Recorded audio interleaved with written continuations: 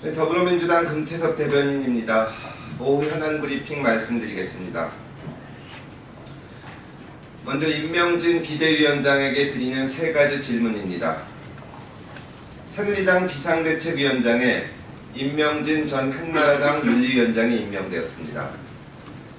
임명진 위원장은 박근혜 대통령의 탄핵에 찬성했던 의원들이 신당을 만들기 위해 탈당하는 상황에서 대통령의 탄핵을 끝까지 반대했던 당의 비대위원장이 되었습니다. 임명진 위원장은 본인과 국민들이 정치적 사망을 선고한 당의 비대위원장입니다. 임명진 위원장은 역사교과서 국정화와 한일 군사정보보호협정을 강행한 당의 비대위원장입니다. 국민을 대변해서 임명진 위원장에게 세 가지 질문을 드리고 답변을 요청합니다. 첫째, 박근혜 대통령의 탄핵에 대한 입장입니다. 임명진 위원장은 경실련 공동대표로서 지난달 박근혜 대통령 위법행위 위헌 확인 헌법소송 및 대통령 직무정지 가처분 신청 청구를 했습니다. 당시 인 위원장은 대통령이 하야에 준하는 조처를 해야 한다면서 대통령의 퇴진을 실제화하기 위해서 소송을 제기했다고 밝힌 바 있습니다. 박근혜 대통령에 대한 탄핵소추와 즉각 퇴진에 대해 비대위원장으로서 입장을 밝혀주길 요청합니다. 둘째는 새누리당 해체에 대한 입장입니다. 인 위원장은 지난달 새누리당 비대위원장 하마평에 대해서 새누리당은 없어져야 한다고 생각하는데 나를 제물로 바치려는 것이냐 라며 반대 의사를 분명히 했습니다. 없어져야 할 정당의 비대위원장을 맡은 이유를 국민들 앞에 설명해 주시기를 요청합니다. 셋째, 역사교과서 국정화와 한일 군사정보보호협정에 대한 입장입니다. 인 위원장은 언론 인터뷰를 통해서 국정화 강행은 불난집에 기름을 끼얹는 어리석은 짓이며 쉽게 폐기할 수 있다고 주장했습니다. 또 반대 여론을 무시하고 강행한 군사정보보호협정은 누가 책임을 지려 하는가 라며 질타했습니다.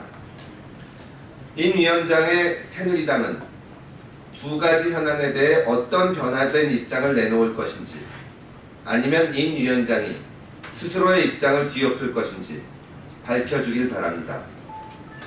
새누리당은 그동안 국민들을 속여왔던 가짜 보수 정당이었습니다. 가짜를 진짜라고 속여 팔면 사기라는 것을 임명진 위원장은 분명히 인식하길 바랍니다.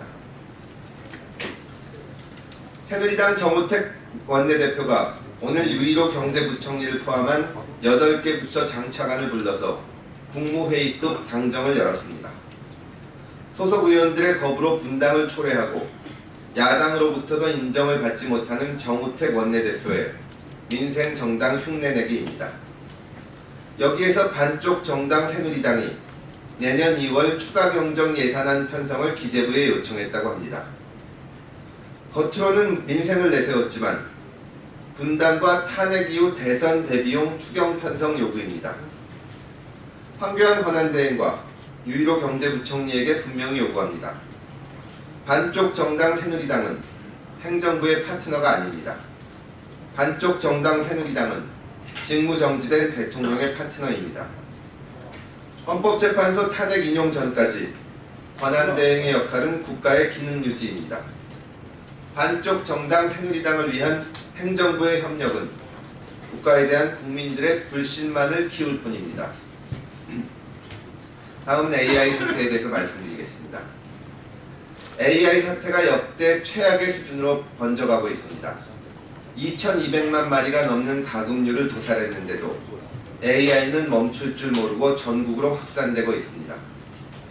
정부의 늑장 대응만이 문제가 아니었습니다.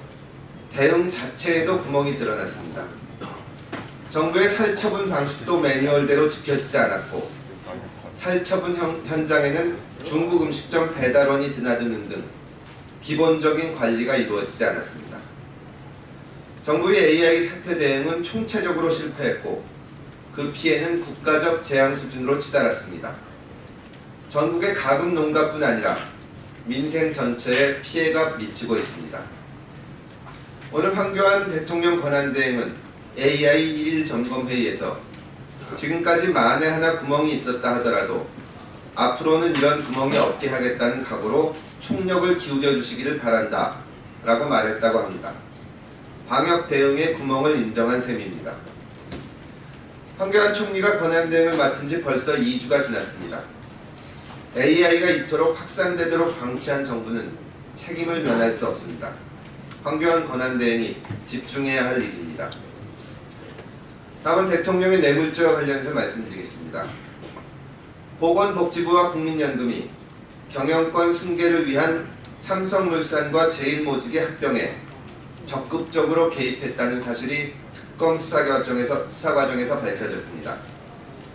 보건복지부와 국민연금공단 핵심 실무자는 삼성물산과 제일모직 합병 찬성 결정을 앞두고 수시로 통화하며 의견을 나누었다고 합니다. 두 회사의 합병을 앞두고 의결권 행사 전문위원회 소집이 이례적으로 생략되기도 했습니다. 삼성이 최순실의 강아지 패드까지 지원하면서 이재용 부회장에게 유리한 삼성물산, 제일모직 합병 비율이 승인되도록 정권에 청탁했고 국민연금은 수천억 원의 손실 발생 가능성이 있는데도 합병에 찬성했습니다. 보건복지부와 국민연금공단이 삼성의 편의를 봐준 대가는 보훈으로 돌아왔습니다. 문영표 전 장관은 장관 퇴임 이후 국민연금공단 이사장으로 임명됐습니다. 기금 운용 정책을 총괄한 조모 국장은 대통령으로부터 홍조근조훈장 호상을 받았습니다. 삼성이 정부에서 합병을 도와주는 대가로 정유라에게 거액을 지원했고 정부에서 실제로 삼성의 합병을 도와준 정황이 드러난 이상 대통령도 뇌물죄가 아니라고 발뺌할 수는 없을 것입니다. 이상입니다. 감사합니다.